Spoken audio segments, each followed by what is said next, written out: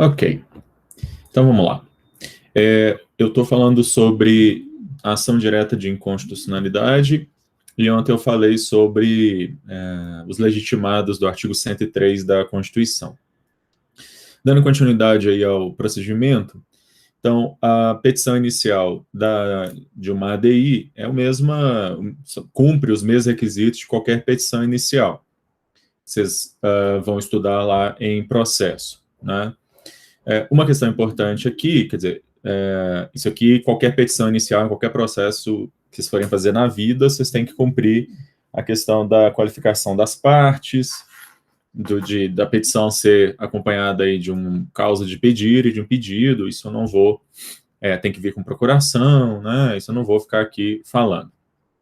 Uma questão específica das ações de controle concentrado, isso vale para esse procedimento aqui, isso vale para as 4 ações, é que tem que ser indicada qual a norma que está sendo questionada. No caso da DO, não, né? Aí você vai indicar, na verdade, qual dispositivo da Constituição que carece de regulamentação.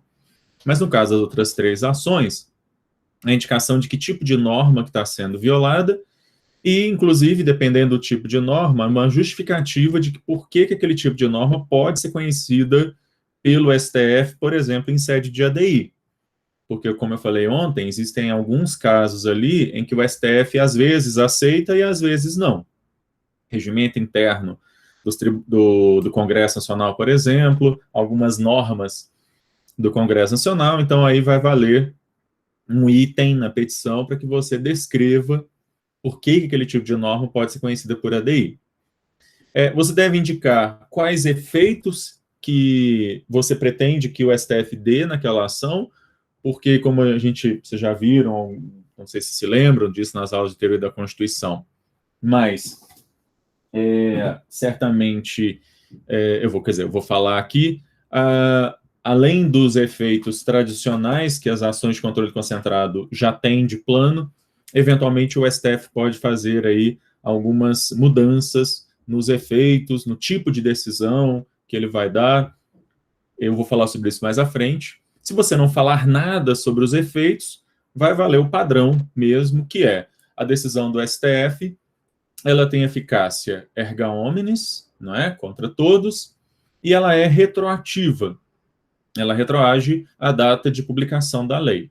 E, além disso, ela também é vinculante, o que vai significar que todos os demais tribunais abaixo do STF, assim como todos os órgãos da administração pública, são obrigados a seguir a determinação do STF, né?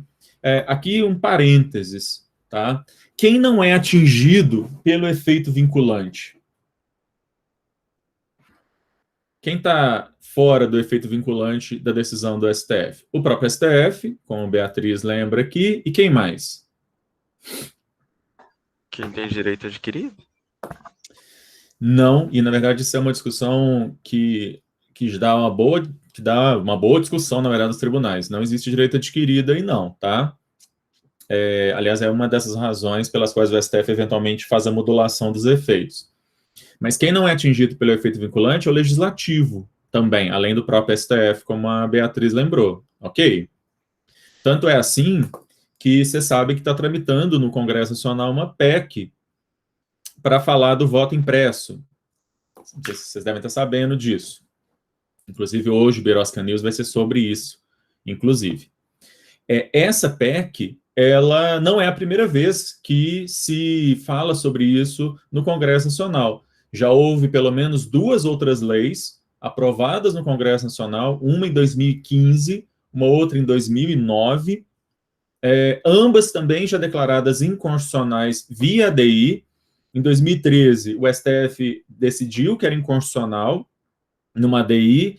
Em 2018, o STF de novo disse que era inconstitucional via outra ADI, e, no entanto, agora o Congresso está de novo fazendo outra PEC sobre isso. Então, o próprio Congresso Nacional não é vinculado pelas decisões vinculantes do STF. Ele pode continuar fazendo indefinidamente o mesmo projeto de lei de novo, de novo e de novo. Tá? Então, beleza. Espera um ano só, né? Se ele for rejeitado. Ah, não, claro, né? Mas perceba, José Nunes, se quem está rejeitando aí, vamos dizer assim, é o STF ao declarar a lei inconstitucional, isso não aplica essa regrinha aí. O próprio Congresso pode fazer de novo a norma no mesmo ano. Ah, beleza, porque... Porque daí a Sim, rejeição não foi do Congresso, tá? sim, valeu. Então, beleza. Eu vou voltar a falar dessa questão dos efeitos mais à frente. Documentos essenciais seriam normalmente aí a cópia do Diário Oficial, isso pensando na época em que a gente ainda pensava no Diário Oficial físico. Hoje em dia, a indicação só do endereço eletrônico onde está publicada a lei, ou do próprio site do Planalto, não há tanta questão aqui, e a procuração, né? Então, ao contrário do que o Bolsonaro fez, ele sozinho não pode fazer uma DI, aí quem vai assinar a DI é o advogado-geral da União, e aí ele nem precisa de procuração, porque isso já é exercício da própria função dele. Tá? Bom, assim que a petição é distribuída, é sorteado um dos 11 ministros sorteado como relator, e a ele vai caber, então, a condução dos trabalhos dessa ADI até a sessão de julgamento, quando aí sim todos os 11 vão participar. O relator, então, ele dá um despacho inicial em que ele vai verificar se foram cumpridos os requisitos formais, os requisitos necessários para a propositura desta ação. Foi onde, por exemplo, Marco Aurélio, que eu comentei ontem, né, deu um despacho, na verdade, no sentido de mandar arquivar, julgar improcedente aí, julgar, na verdade, extinta a ação sem julgamento de mérito na ADI feita e assinada pelo Bolsonaro. Se tiver tudo ok, o ato seguinte do relator é mandar um ofício pedindo informações, um pedido de informações para os órgãos responsáveis por fazer a lei. Então, isso daqui é obrigatório. Se é uma lei federal, o Congresso Nacional vai ser feito um ofício, tanto para a Câmara quanto para o Senado. Se é uma medida provisória, vai ser feito um ofício para o presidente da República. Se é uma lei estadual, para a Assembleia Legislativa, e assim sucessivamente, né? Para que esses órgãos que fizeram a lei possam defender a lei, tá? Isso aqui é obrigatório. E uma prática que se tornou bastante comum nos últimos anos, apesar de não obrigatória, é o relator mandar um ofício para os tribunais de segunda instância e, eventualmente, até tribunais superiores, para que eles digam como é que eles têm aplicado aquela norma, para que o julgamento feito pelo STF seja um pouco menos abstrato, né? Então, existe essa prática em que os tribunais de segunda instância e, eventualmente, tribunais superiores vão responder esse ofício dizendo, por exemplo, aqui a gente tem aplicado essa lei, aqui a gente tem declarado ela inconstitucional, enfim, para que o STF possa ter maiores elementos aí para julgar essa ação. Eventualmente, o relator pode determinar a realização de perícia, isso não é muito comum, até porque a gente está falando de um controle concentrado, mas uma coisa que eventualmente acontece é a realização de audiências públicas. O relator convida entidades, pessoas especializadas naquela área, para que, num dia, com a presença de todos os ministros, essas pessoas tenham a oportunidade de falar sobre o caso. Vejam que aqui não estamos falando de amicus curiae, que nós estamos falando de uma audiência pública. As pessoas são chamadas para falar naquele dia e só. Né? Algumas ações tiveram isso, como, por exemplo, uma ação um pouco mais antiga sobre pesquisa com células-tronco, a DI 5310, salvo engano, o número é esse, em que houve uma audiência pública, em que foram lá especialistas em genética e tal, para falar sobre o que era o uso de embriões para pesquisa e tal. Tá?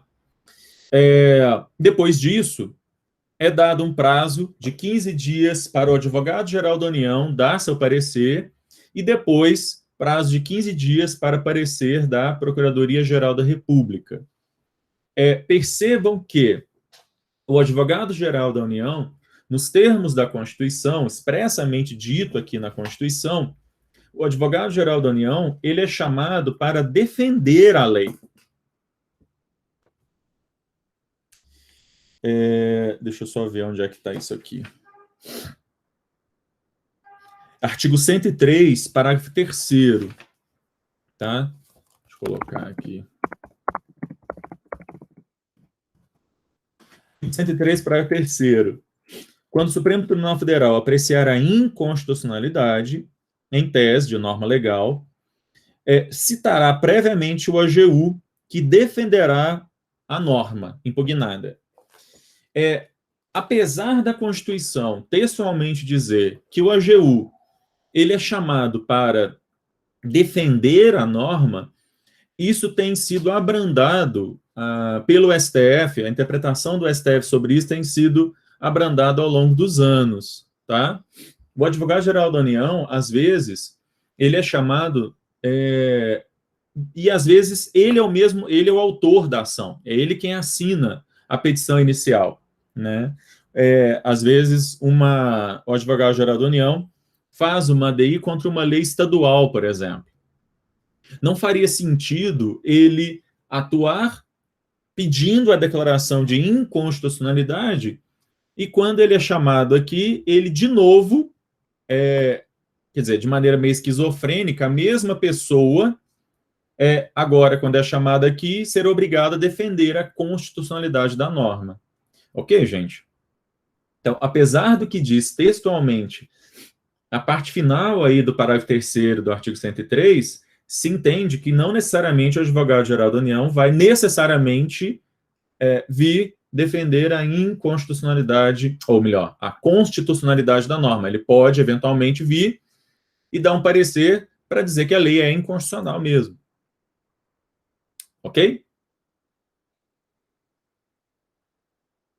Professor, eu acho que foi Oi. por meio de ADI que tentaram barrar aquela medida, não lembro se foi decreto que liberava templos de qualquer culto há mais tempo na pandemia. Aí o André Mendonça estava lá defendendo o ato normativo. Sim, não. Ele defendeu que os templos deveriam poder funcionar, etc, etc, e pediu, o parecer dele foi pela inconstitucionalidade. Aliás, eu acho que, na verdade, nesse caso, quem propôs essa lei foi o próprio presidente da República, contra decretos de governadores, né, que proibiam templos de funcionar e tal. E aí o parecer da AGU foi pela inconstitucionalidade desses decretos. Sim, aí foi a ADI que foi recebida, né? Porque a anterior não tinha sido recebida, o Bolsonaro assinou. E foi a DI, inclusive, porque esses decretos eram decretos autônomos, né?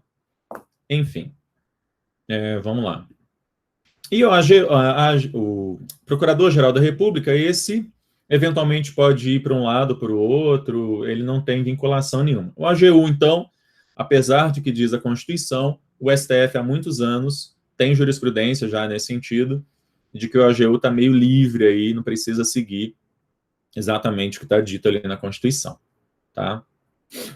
Uma questão importante quando a gente fala de controle, aliás, uma questão importante quando a gente fala de qualquer processo é a questão da concessão de liminar, né?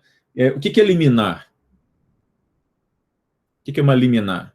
Quem sabe aí? É um pedido de urgência, assim, que faz com que um processo passe na frente dos outros, menos de habeas corpus, né?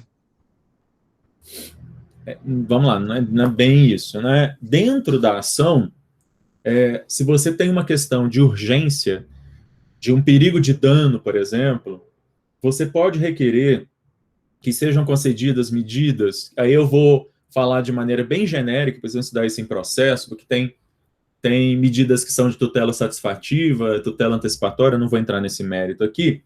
A minha questão aqui você pode argumentar que existem condições aí para que a permanência, no nosso caso aqui da ADI, que a permanência daquela lei até que o STF decida a ação, que pode demorar 10 anos, que nesse período a lei fique suspensa justamente para evitar o perigo de dano irreparável ou de difícil reparação que a continuidade de eficácia daquela norma produziria. Ok? Então, a liminar aqui, ela tem o sentido de antecipar provisoriamente o que o STF apenas vai dizer lá na frente.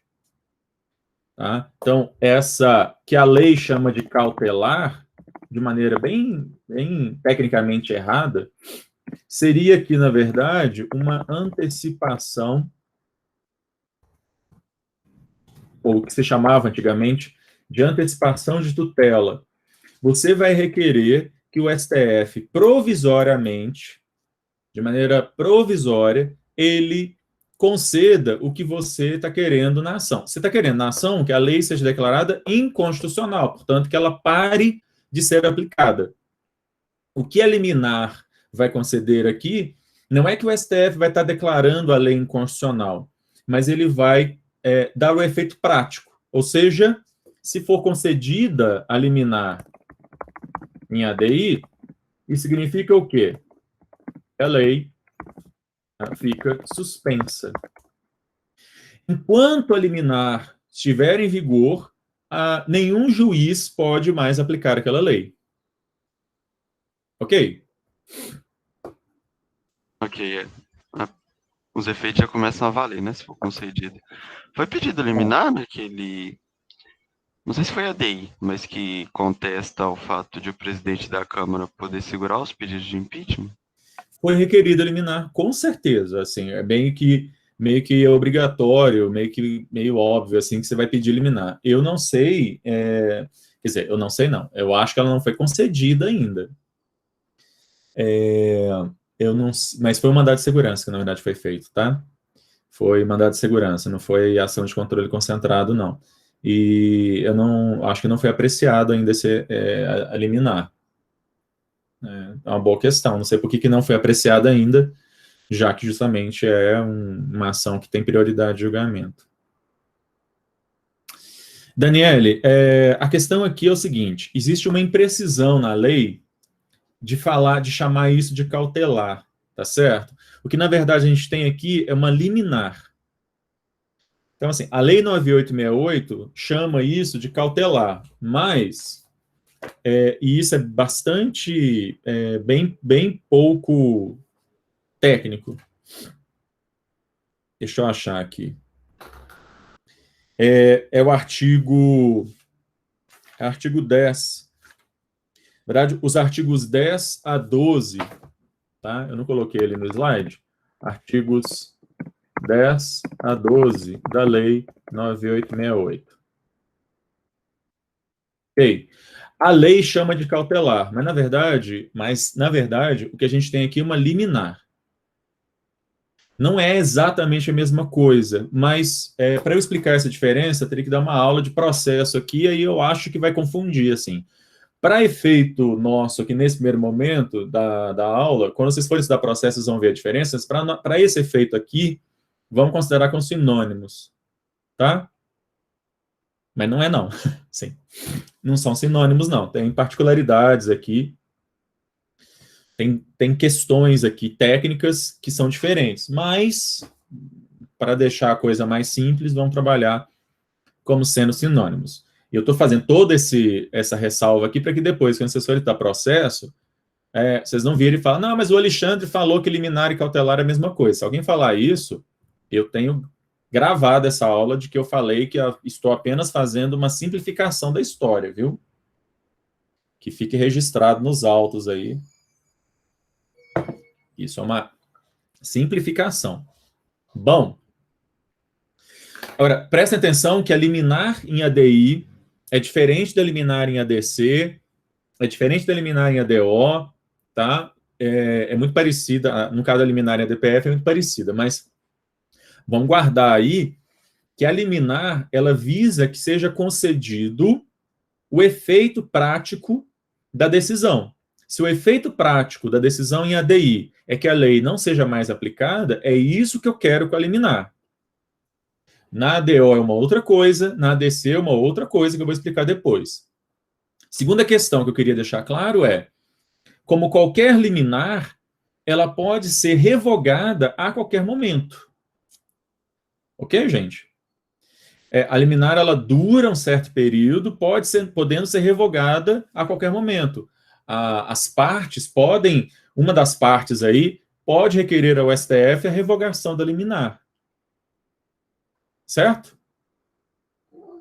E aí, se a liminar é revogada, a lei volta a produzir efeitos. Beleza?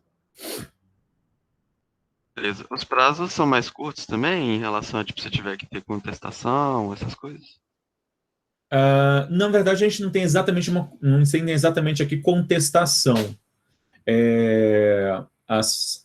Porque, na verdade, o Congresso Nacional, se é ele o emissor da norma, né, ele é chamado para se manifestar, não é exatamente uma contestação. Ele é chamado para defender a lei. Então, mas, assim, ele não tem prazo para isso, não existe prazo. Ah, beleza. Não é porque eu estava pensando em liminar no mandado de segurança, e os prazos todos são reduzidos, no caso de liminar. Dependendo, às vezes pode ser dado a liminar até sem ouvir a parte contrária, né, mesmo? O que, na verdade, diz aqui no artigo 10, deixa eu só... Salvo um período de recesso, a medida cautelar na ADI será concedida por decisão da maioria absoluta. Eu esqueci de falar isso, essa era uma terceira coisa que eu queria falar. Precisa de maioria absoluta, tá? Para conceder a liminar, assim como a decisão final também precisa de maioria absoluta.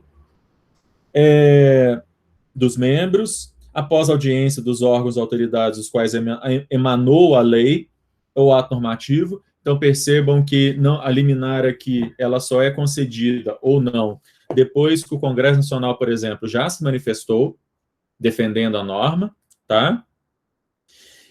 Que deverão pronunciar-se no prazo de 5 dias.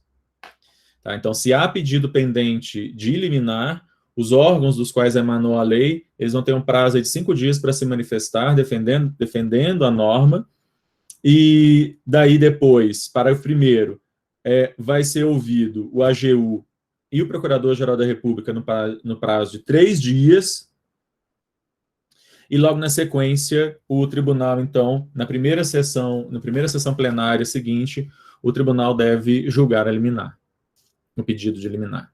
Tá? Então, tem esses prazos aqui do artigo 10, nos parágrafos 1º e 2º. Tá? Só para colocar aqui, ó, artigo 10, parágrafos 1º e 2º da Lei 9868. Uma outra coisa que eu queria chamar a atenção ainda com relação a liminar, são esses detalhes, gente, são coisas que eu não falo lá na aula de teoria da Constituição, mas aqui, como já está um pouco mais avançado, a gente pode falar. É o parágrafo 3º do artigo 10. Às vezes, a questão ela é tão urgente que não dá para esperar que todo esse pessoal aqui seja ouvido, que haja uma sessão plenária, etc, etc. E aí, o relator pode, se considerar que a questão é muito urgente, conceder a liminar ad referendum.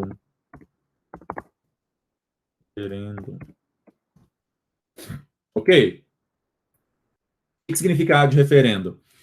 Ele concede a liminar sozinho, em julgamento monocrático, sozinho, monocrático, e aí, então, ele pede para que seja marcado dia e hora, para que todo esse pessoal se manifeste e que haja uma sessão plenária na qual os demais ministros e o próprio relator vão ter oportunidade de referendar ou não a liminar. Ok? Ok. Tem um caso... Deixa eu só contar esse caso aqui, José Nunes. Tem um caso famoso em que não houve o referendo dessa liminar, que não foi numa ADI, foi na ADPF 54, que tratou de aborto de anencéfalos. O Marco Aurélio de Mello era o relator, ele havia concedido a liminar ad referendum. Durante alguns meses, algumas mulheres fizeram a interrupção de gravidez, de feto anencefálico. No entanto, quando houve a sessão plenária, a maioria não alcançou a maioria dos ministros. A maioria dos ministros não votou favoravelmente à concessão da liminar, e a liminar, a de referendo, portanto, não foi referendada, e durante o tempo restante de tramitação dessa ação, ficou proibido fazer o aborto de anencefalo. Depois, anos depois, quando esse processo foi julgado, e demorou muitos anos para ele ser julgado, aí sim, a maioria dos ministros votou favoravelmente à permissão do aborto de feto anencefálico. Tá? Então, aqui a gente tem um caso em que não houve esse referendo. Diga. Acho que na ADI dos templos de qualquer culto também, na liberação desse ano, acho que teve decisão lá de referêndum também por meio de liminar. O TJSP decidiu isso por meio de liminar, e depois o STF também, mas teve a sessão plenária para discutir a respeito e tudo. Sim. Eu lembro que teve, um desses casos aí teve uma liminar de referendo, e depois os 11 ministros acabaram, a maioria deles acabou referendando. Quem votou contra foi o Nunes Marques e mais alguém. Acho que o Toffoli votou contra também, você falou no Birosca News. Não lembro. O Nunes Marques eu lembro que votou contra. Enfim. Tá? Mas beleza. Então, liminar é isso. Lembrando que eu tinha colocado aqui, né? Que tem que ser por maioria absoluta. Eu tinha colocado os artigos, né? Que eu estou vendo aqui. E os efeitos são contra todos. E percebam que, em regra, a liminar ela só vale dali para frente. Ok? Concedida a liminar em ADI, dali para frente, a norma não poderá mais ser aplicada. A liminar, em regra, não retroage. A decisão liminar não retroage. Isso não significa, no entanto, que, excepcionalmente, o STF não possa estabelecer também aqui, mexer nesses efeitos e dar uma liminar com efeito retroativo. Isso não é comum. Normalmente, as liminares são concedidas mesmo desse jeito. Ok? Beleza. Vamos para frente, então.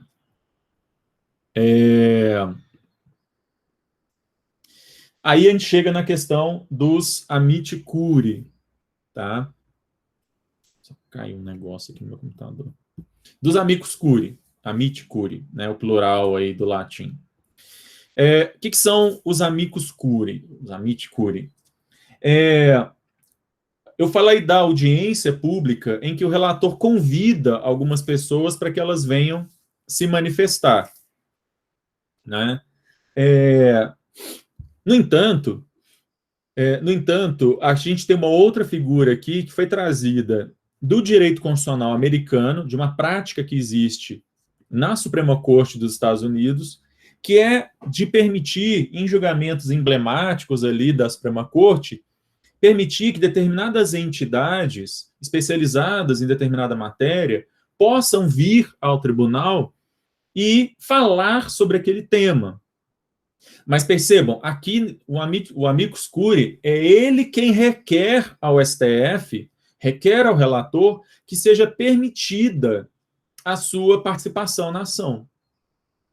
Ok? É ele quem pede para que possa participar da ação. A lei, o artigo 7º, parágrafo 2º da lei 9868 fala sobre isso, mas além dessa lei, atualmente o CPC também trata disso, da questão do amicus curiae, lá no artigo 138 do Código de Processo Civil, e que eu acho, inclusive, que ele ampliou bastante, deu ao amicus curiae uma visão aí bem mais ampla do que o que havia da lei 9868. Então, percebam, na lei, antigamente, então, só poderia ter amicus curiae nas ações de controle concentrado de constitucionalidade. Aqui e ali, alguns tribunais já aceitavam amicus curiae em outras hipóteses, e o artigo 138 do CPC, ele amplia o amicus curiae. Vai dizer que o juiz ou o relator, então percebam, pode ter amicus curiae até em primeira instância, considerando a relevância da matéria, especificidade do tema, objeto da demanda, ou a repercussão da controvérsia, poderá, por decisão irrecorrível, de ofício ou a requerimento das partes, ou de quem pretenda manifestar-se, solicitar ou admitir a participação de pessoa natural ou jurídica, órgão ou entidade especializada com representatividade adequada no prazo de 15 dias de sua intimação. O que me faz lembrar, inclusive, que isso daqui ainda estava em debate há pouco tempo atrás no STF, mas isso aqui já foi superado. Por causa do CPC, se entendeu que se aplica também nas ações de controle concentrado. Então, a decisão ela é irrecorrível. Os requisitos, então, para aquela entidade, e antigamente, na Lei 9868, só pessoa jurídica poderia requerer participação como amicus curiae. Percebam que o CPC diz também de pessoa física, tá? Não só pessoa jurídica. Então, essa pessoa física ou jurídica, uma entidade, uma ONG, enfim, ela tem que demonstrar que ela tem representatividade, né? Ou seja, tem que ser uma entidade que ela tenha âmbito nacional. Durante muitos anos, o STF vem usando o critério de que, para consideração aí da representatividade, essa entidade ela tem que ter uma capilaridade em pelo menos 9 estados brasileiros. Tá? Esse é um requisito não escrito. Esse é um requisito não escrito, mas que o STF meio que manteve até pouco tempo atrás esse requisito. Mas ele mesmo nem sempre é fiel aos seus próprios pressupostos, né? Já houve associações que não tinham essa capilaridade, no entanto, foram aceitas. Ok? Eu participei com o amicus curiae na DO 26, né, representando uma ONG. Então, a ideia do amicus curiae é de que, se tem um tema que ele tem uma particularidade muito grande, que escapa ao conhecimento normal, porque percebam, se a discussão é uma discussão meramente jurídica, não faria muito sentido que o STF permitisse a participação de amicus curiae. Agora, se tem uma questão que envolve conhecimentos na área de medicina, psicologia, engenharia, sei lá, história, antropologia, coisas que não têm a ver com o direito, isso justifica o aceite dessas pessoas que, de certa forma, vão contribuir dando conhecimentos técnicos que escapam, né, aos ministros, a alguém da área do direito. 2 questões importantes aí. Sim, Beatriz, ele faz uma exposição sobre o tema, e a minha primeira observação, o amicus curiae não precisa ser neutro, ok? Eu não exijo do amicus curiae que ele seja neutro, né? Então, eu vou expor a matéria, é claro que eu tenho que expor a matéria de forma técnica. Então, por exemplo, a CNBB, a Conferência Nacional dos Bispos do Brasil, ligada à Igreja Católica, ela participou, por exemplo, da ADI sobre pesquisa com células-tronco. Mas a CNBB, ela não foi lá falar de Deus, tá certo? Você não vai ver, talvez, uma menção indireta aqui e ali na sustentação oral da CNBB, do advogado da CNBB, coisas religiosas. Ele vai falar de questões jurídicas. Ele vai ter, obviamente, uma leitura que parte de um pressuposto religioso, mas a argumentação dele é uma argumentação jurídica, é uma argumentação técnica. Né? Se for lá um cara, como nessa ação mesmo de pesquisa com células-tronco, ele vai falar de questões técnicas lá de pesquisa com células-tronco, lá como é que funciona e tal, mas é uma questão, é uma análise técnica. Agora, eu não exijo que ele seja imparcial, neutro. A CNBB não foi neutra, e os caras que queriam permitir o aborto de anencefalo também não foram neutros. Não é demérito, não é... Até porque eu não sou... quando participei ali com o amicus curiae, eu fiz uma defesa da procedência das ações. né, argumentando que eu achava realmente que o STF deveria julgar favoravelmente essas duas ações.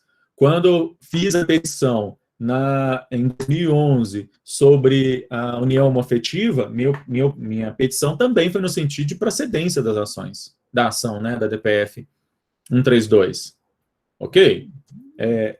Então, assim, o amicus curiae, ele, uma vez que ele é aceito, ele é colocado como um terceiro nessa ação, ele não é o autor da ação, ele também não é réu, até porque a figura de réu aí, ela é meio relativa, não é exatamente esse o nome.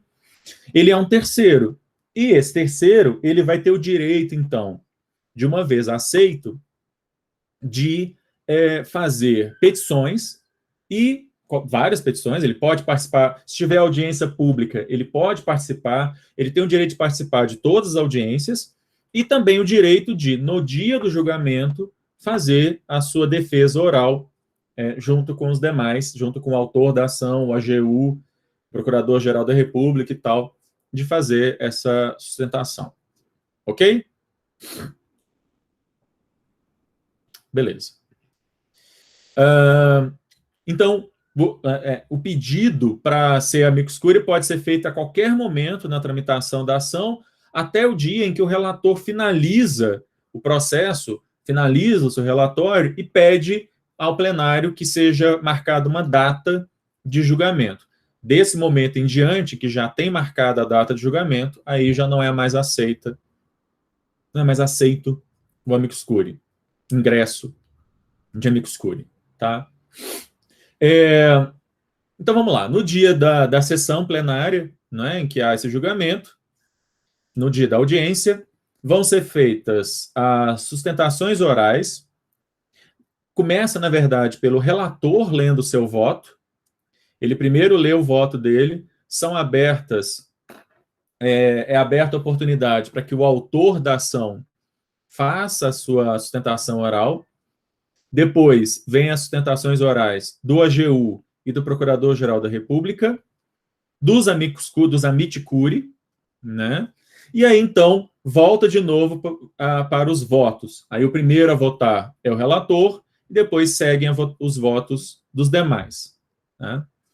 Como a gente já viu, para que a ação seja julgada procedente, para que a lei seja declarada inconstitucional, eu preciso de maioria absoluta. Considerando que nós temos 11 ministros, eu preciso que pelo menos 6 dos 11 ministros vote pela procedência da ação. Vote, no caso da ADI, vote pela declaração de inconstitucionalidade desta lei. Tá? Tem uma questão importante processual aqui, que é o seguinte: as ações de controle concentrado, as 4 ações de controle concentrado, mas principalmente a ADI, a ADC e a ADPF, elas são chamadas de ações dúplices. Isso é uma exceção dentro do processo civil brasileiro. Existem poucas ações no Brasil que têm esse efeito. Sem querer entrar na parte processual, mas o que significa uma ação dúplice? Significa que, ao final desta ação, né, no caso da ADI, ADC e ADPF, eu necessariamente vou ter uma decisão propositiva do STF. Percebam, se pelo menos 6 ministros julgarem a ação procedente, tá? Se a ADI ela é julgada procedente, isso significa o quê? Que a lei é declarada inconstitucional. Ok? Beleza, gente? Ok. No entanto, se menos do que 6 ministros julgarem a ação procedente, ou seja, se a maioria julgar a ação improcedente, isso significa também uma decisão propositiva, ou seja, significa que o STF está dizendo que a lei é declarada constitucional. Ok? se ela não fosse uma ação dúplice, isso significaria que a ação seria julgada improcedente, mas que ainda teria dúvida. Outras ações poderiam ser propostas. Uma vez que o STF chegue ao final da decisão, ao final da ação, a decisão dele necessariamente vai ser para afirmar ou que a lei é constitucional ou que a lei é inconstitucional. Tá? Na ADC, na ADI, na ADC e na DPF, necessariamente a maioria do STF vai dizer uma coisa ou outra. Tá? Então, essa é uma questão importante. Como eu disse, a regra é de que a decisão ela tem efeitos contra todos e vinculante. E nós já falamos aí para trás desse negócio aqui chamado reclamação, né?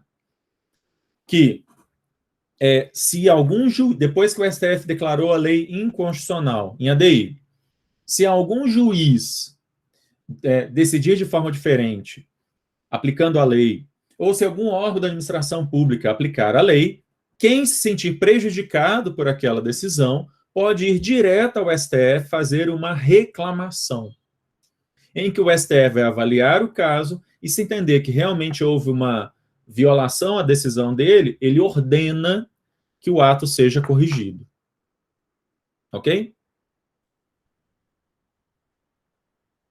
Quando teve a ADI sobre doação de sangue de homens gays e bissexuais, foi em 2000, foi ano passado, eu acho, né? Em 2020. O STF declarou inconstitucionais as resoluções da Anvisa e do Ministério da Saúde que proibiam que homens gays e bissexuais pudessem doar sangue. A decisão foi dada em plenário e tal, e a Anvisa começou a querer enrolar de dizer que não ia aplicar imediatamente a decisão até que ela fosse, só depois que ela fosse publicada no Diário Oficial, que ela iria ser cumprida e não sei o quê, e aí algumas pessoas ameaçaram fazer uma reclamação, e aí a Anvisa acabou mudando de ideia. Tá? A decisão do STF ela já passa a valer mesmo antes de ser publicada. A decisão dada em plenário, em sessão plenária, ela já produz efeitos a partir dali, mesmo antes da decisão do acórdão ser publicado no Diário Oficial. Tá? Muito bem. Então, ela em regra retroage, a gente vai falar depois um pouco sobre isso. Né? O único recurso cabível contra a decisão do STF é um recurso chamado embargos de declaração. Embargo de declaração é um recurso feito para o próprio tribunal que deu a decisão, isso vocês vão estudar isso lá em processo, e o objetivo dele é de fazer, alegar que houve ou alguma omissão na decisão, ou alguma obscuridade, ou pedir algum esclarecimento. Tá certo? O único recurso, portanto, que é cabível contra a decisão que o STF der é esse recurso chamado de embargo de declaração, que tem esse objetivo, vamos dizer assim, de esclarecimento, inclusive sobre eventuais omissões que a gente verifique na decisão. Tá? É isso. Professor, uma dúvida mais específica. Nunca foi proposta DI contra aquele negócio de pensão para filha de militar, não? Na verdade, ali eu acho que seria... apesar de que tem uma lei mais recente, poderia ser uma ADI também, mas nunca foi. Nunca foi. Já deveria, né? Deveria ser feito. Na época do Fernando Henrique Cardoso, houve uma atualização da lei, que vinha da época da ditadura, e que estendeu por mais não sei quantos anos essa possibilidade. Deveria ser feita, né, essa ADI. Vamos fazer como trabalho da disciplina, aí se é assim, né? Brincadeira, gente. Mas eu teria que arrumar um partido político, por exemplo, para querer assinar essa petição, né? Mas eu não fugiria disso, não, porque, na verdade, eu acho esse negócio totalmente absurdo, antirrepublicano, enfim, né? Mas tá aí, tá valendo até hoje, né? Essa resquício ditatorial. Bom, a Lei 9868, ela trouxe uma novidade que vem lá do direito constitucional alemão, e essa novidade ela é trazida por influência do Gilmar Mendes, né? que é a possibilidade de modulação dos efeitos da decisão. Aliás, eu vou até colocar aqui que não é só dos efeitos temporais, também de quem é atingido pela decisão. Então, houve uma mudança grande aí, que é a possibilidade do STF determinar quem vai ser atingido pela decisão. Ou, melhor dizendo, na maior parte das vezes, a partir de quando a decisão começa a produzir efeitos. Ou seja, a regra sempre foi que a decisão ela é erga omnes e ex tunc. Ex tunc, ok, gente? É retroativo. Eu falei, eu não acho que já viram essa expressão por aí, tá? Mas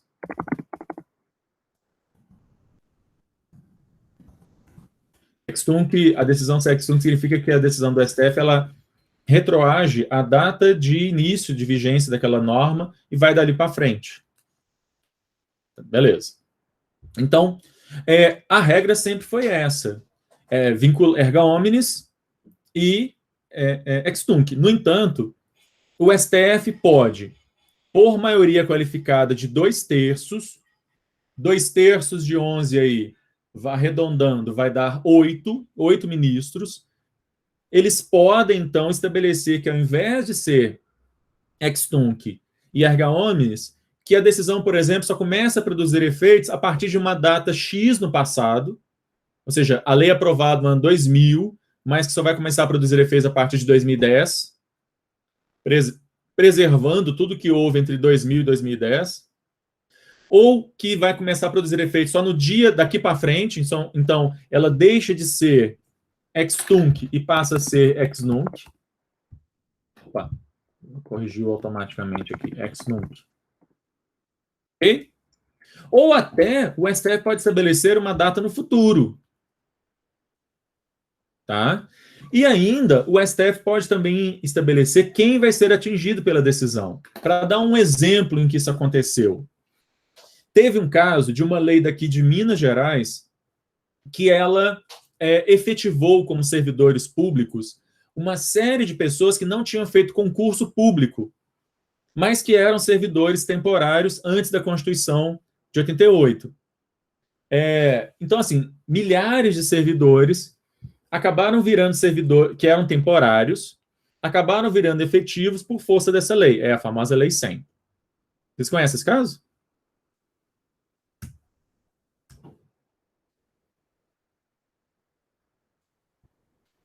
Beleza, a Edna ali conhece. O que acontece? Foi feita uma ADI contra isso e o STF declarou essa lei inconstitucional. E inconstitucional ela é mesmo, tá certo? Porque a Constituição não permite isso. Só que o que o STF fez? Em primeiro lugar, como isso demandaria botar milhares de servidores na rua de uma hora para outra, o STF deu prazo de 1 ano para que o Estado de Minas Gerais se adaptasse. Então, a decisão foi dada, por exemplo, hoje, mas só começou a produzir efeitos daqui a 1 ano. Tá? Só ia começar a produzir efeitos daqui a 1 ano. E também, o STF estabeleceu que somente aqueles servidores que ainda estivessem na ativa seriam atingidos. Aqueles que já tivessem se aposentado não seriam atingidos. Não foram atingidos, na verdade. Ok? Então, o STF, né, esse é um caso interessante porque houve não só uma modulação de efeitos temporais, mas também de efeitos pessoais. Porque se eu fosse usar a regra tradicional, todo mundo tinha que ser demitido na hora ali, no dia seguinte. Tá? E aí o STF, então, deu prazo de 1 ano para que o Estado de Minas fizesse demissões graduais, inclusive fazendo concurso para repor aquelas vagas, etc., etc., e também não atingiu aqueles que já estavam aposentados. Ok? Percebam que para fazer isso, eu preciso desses 2/3. Então, se o STF decide e não fala nada sobre os efeitos, eu aplico a regra. Para que haja essa modulação, algum dos ministros tem que ir de ofício, ou o próprio relator provoca isso, sugerindo que haja modulação. Ok, gente? E aí eu preciso que pelo menos 8 dos 11 concorde com isso. Tá? Vou falar disso? Oi. Não, tá certinho. Tá. Vamos lá. Outra novidade da Lei 9868 foi a criação aí, a previsão também vindo lá do direito constitucional alemão, das chamadas decisões interpretativas. Ou seja, o que são essas decisões interpretativas? O pressuposto delas é o seguinte: uma norma, ela possui várias possibilidades de interpretação. Algumas interpretações podem estar ok com a Constituição, outras interpretações não. Ao invés de eu simplesmente declarar a lei inconstitucional e isso gerar um vácuo legislativo, isso gerar um buraco na legislação, né, eu posso, eventualmente, tentar salvar a lei, apenas fixando, né, uma questão de interpretação. Tá? O que é a interpretação conforme a Constituição? O STF, isso não precisa de maioria qualificada, pode ser a maioria absoluta mesmo, tá? O STF, ao decidir, ao invés de declarar nula a lei, ele vai declarar qual interpretação seria ok com a Constituição. Então, eu mantenho a lei apenas fixando para os demais juízes e órgãos da administração pública como é que eles devem interpretar aquela lei. Então, o STF vai dizer o seguinte: olha, essa lei ela é constitucional desde que ela seja interpretada de maneira X. Ok? Todas as vezes em que vocês virem que o STF deu uma interpretação conforme a Constituição, o que ele está fazendo é isso. Ele está salvando a lei apenas... se a lei puder ser salva, tá, gente? Se der para fazer isso, é melhor, porque daí eu não gero justamente esse vácuo, esse buraco, né, na legislação. Na interpretação conforme, ele dita qual interpretação ou quais são ok. A declaração de nulidade sem redução de texto é o contrário. Na declaração de nulidade sem redução de texto, o STF determina qual interpretação não está ok com a Constituição. Tá? Só para vocês terem uma ideia de 2 exemplos aí de interpretação conforme, a gente tem, por exemplo, a DPF 132, que é sobre a união homofetiva, em que o STF vai fazer uma interpretação conforme a Constituição aí do Código Civil, para entender que estão abrangidos ali as uniões entre pessoas do mesmo sexo. Um caso de declaração de nulidade sem redução de texto é a DPF 54, sobre aborto de anencéfalos, em que o STF retirou da interpretação do Código Penal a possibilidade de punir mulheres que fizessem aborto de feto anencefálico. Ok? A DPF foi isso, uma interpretação conforme a Constituição, sim, uma interpretação conforme a Constituição para dar uma leitura ali, uma releitura dos artigos da lei. A declaração de nulidade sem redução de texto é quando o STF ele determina qual interpretação viola a Constituição. Que uma determinada interpretação daquela lei, se a lei for interpretada daquela forma, violaria a Constituição. Então, ele proíbe que a lei seja interpretada daquela forma. Uma é o contrário da outra. Na interpretação conforme, o STF diz quais interpretações estão ok. Na declaração de nulidade, ele diz quais não estão ok. Se a gente for resumir a história. Mas aí ele fornece qual que é a interpretação certa? Sim. Ele dita qual a interpretação correta. Ou qual a interpretação é incorreta. Então uma tá basicamente ao lado da outra, né? Às vezes é uma questão de ênfase. Se no acórdão o STF está dando ênfase para qual interpretação está ok, eu tenho uma interpretação conforme. Se ele estiver dando uma ênfase para qual está errada, eu tenho uma declaração de nulidade sem redução de texto. Ok?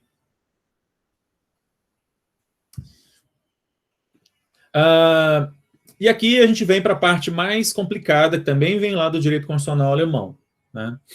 As chamadas decisões manipulativas.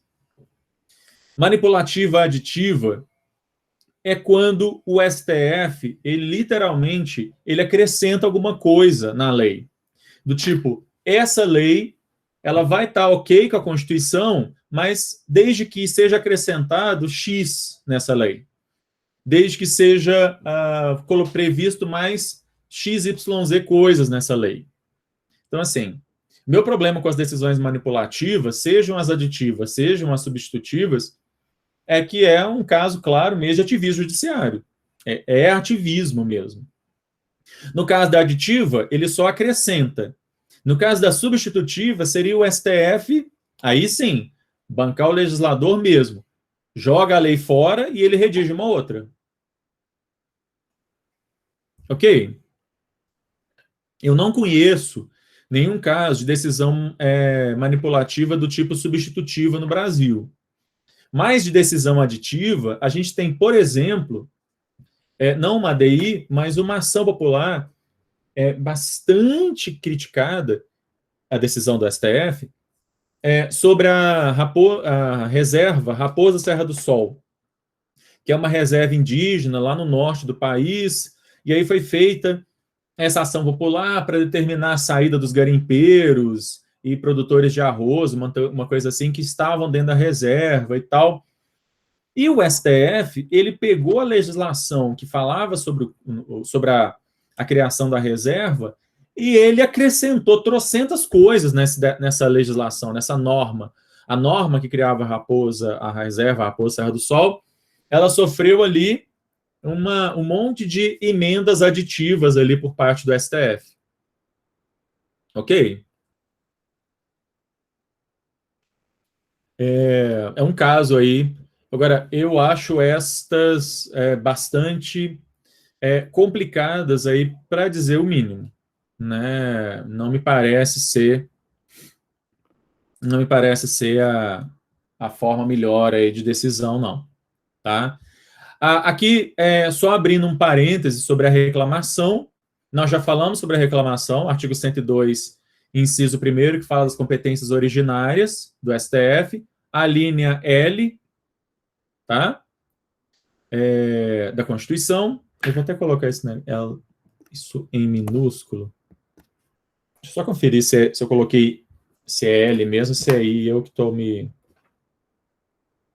confundindo aqui. É L mesmo. É que quando fica essa letra nesse formato, você não sabe se é L mesmo, tá? A reclamação, ela também está disposta no CPC, a gente já falou sobre isso, tá? E aqui, só para a gente terminar, quem é que pode fazer a reclamação? Quer dizer, o STF declarou uma lei inconstitucional, e aí algum juiz, algum órgão da administração pública descumpriu isso, quem é que pode fazer a reclamação? É claro, a parte prejudicada, tá certo? Se o STF declarou a lei inconstitucional e veio, sei lá, o juiz daqui de Belo Horizonte aplicou essa lei no meu caso, eu não vou recorrer contra esse juiz, eu vou direto no STF. Né? E ali, também, além da parte interessada, o Ministério Público também pode fazer essa reclamação. Quando essa reclamação chega no STF, é sorteado um relator, um dos 11, e ele então pede que a autoridade que produziu aquela decisão, seja ela judiciária ou administrativa, se explique, né, preste informações dizendo por que ela decidiu daquele jeito, e o STF então avalia. Caso o STF entenda que houve violação mesmo daquilo que o STF decidiu, ele então ordena o desfazimento do ato e o refazimento de acordo, dando aí a decisão conforme aquilo que o STF decidiu. Ok? Ok. Pessoal, eu tenho